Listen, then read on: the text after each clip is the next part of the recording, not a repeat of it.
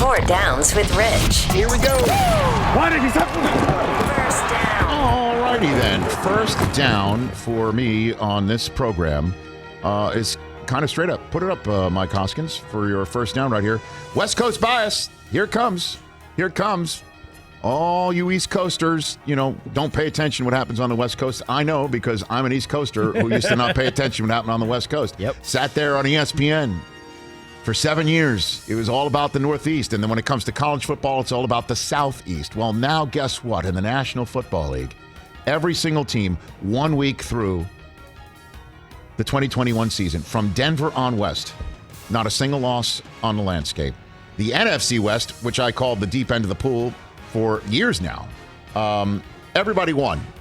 And 3 of them on the road, including one of the most impressive wins of the weekend, Arizona in Tennessee. Seattle took care of business in Indianapolis. San Francisco held on for dear life against Detroit after taking a big 28-point lead. And then, of course, we saw what the Rams did on Sunday Night Football.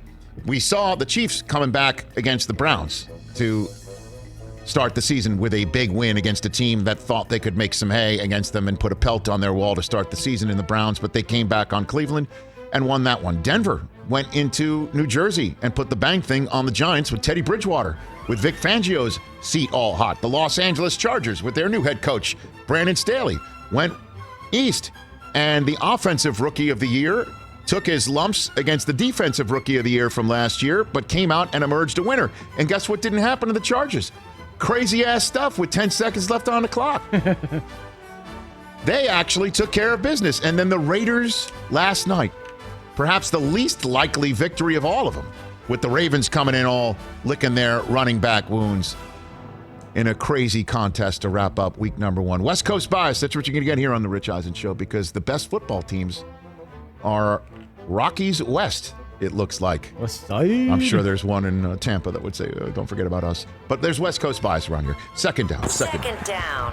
Second down is Deshaun Watson's bad Sunday. He had a bad weekend. Not only was he a healthy scratch in Houston, but every single team that was reportedly kicking tires on him, see if they could get him on the cheap and bring all his baggage and deal with whatever he would bring with a civil suit or a grand jury looking in or the FBI either looking into him or not.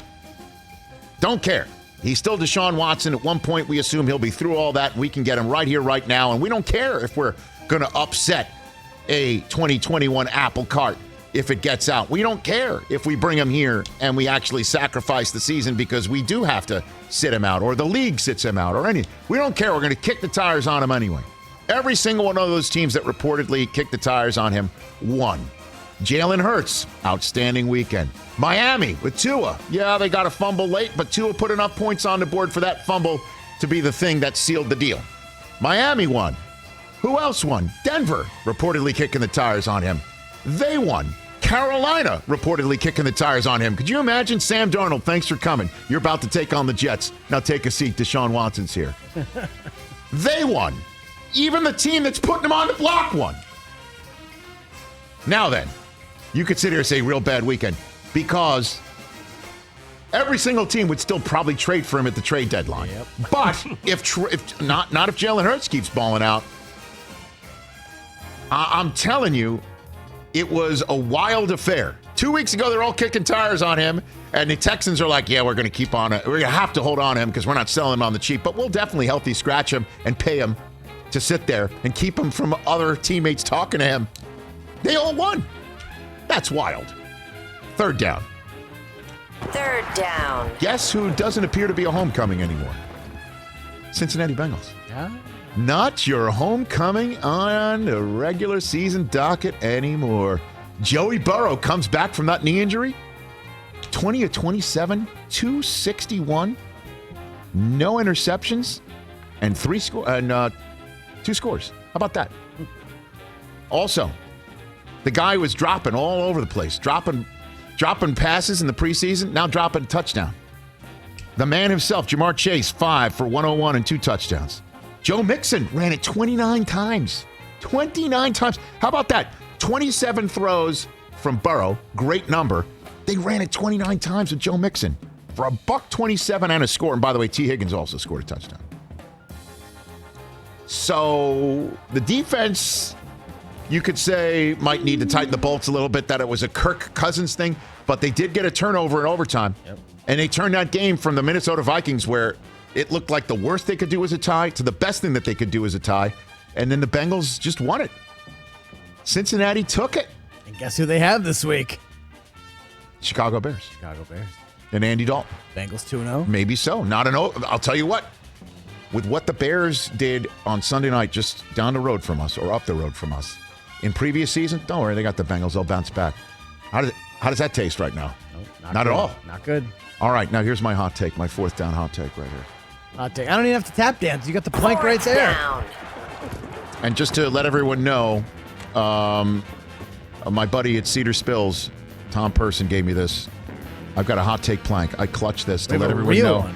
This is my hot take plank to give you my hot take. All right, what do you got? Okay. The San Francisco 49ers went into Detroit this week. Yep.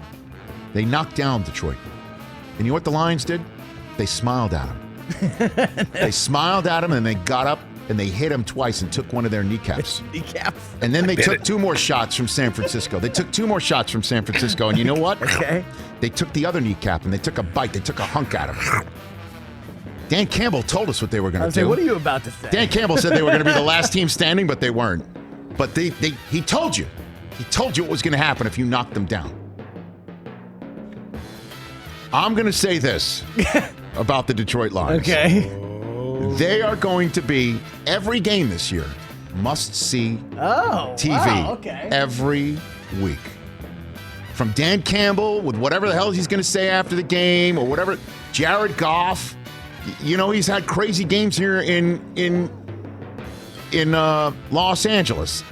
The Lions, as you know, were just like, who cares? I just can't watch them. They don't. There's an El Foldo coming, or you know, and they would play some interesting games every now and then, and big finishes and crazy things. I'm going to tell you, every week, they're going to be something that you're going to want to watch and talk about. Monday Night Football, Green Bay. Here we go. You think they're just going to take it in the mouth and just lie down? I don't know. They're going to get up and take a kneecap out of Aaron Rodgers. Then the Ravens. They have the Ravens at home. Look out. They might take a hunk out of Lamar. Every single week. That's as far as I'll go. And I think that's still a hot take. I thought you were going to predict them to send Green Bay to 2-0-2. No. I'm not going to say they're going to win Monday. I can't do that. That's hot. There's a difference between a hot take and then just an absolutely silly take. Well, Rich, we are hungover from Vegas yesterday. So. I honestly, I think that they're going to be somebody to watch every single week this year. They're going to be of interest to either win a game or stay in a game or be out of the game and come back. You do have to. We talked about it yesterday, TJ, that you have to give that up. Like, you know, moral victories. There's wins and losses and ties in the standings. There's no column for moral victories, silver lining victories. Sometimes, though. Well, certainly when you've got a new head coach. What if they had just totally lied down and gotten beaten up after he gave that whole biting off kneecaps and taking hunks out speech? And they very easily could have. That game was over. They could have just said, all right. They scored 23 of the last 26 points, including the last 16 points. They fought. Right. They got an onside kick. They got a turnover.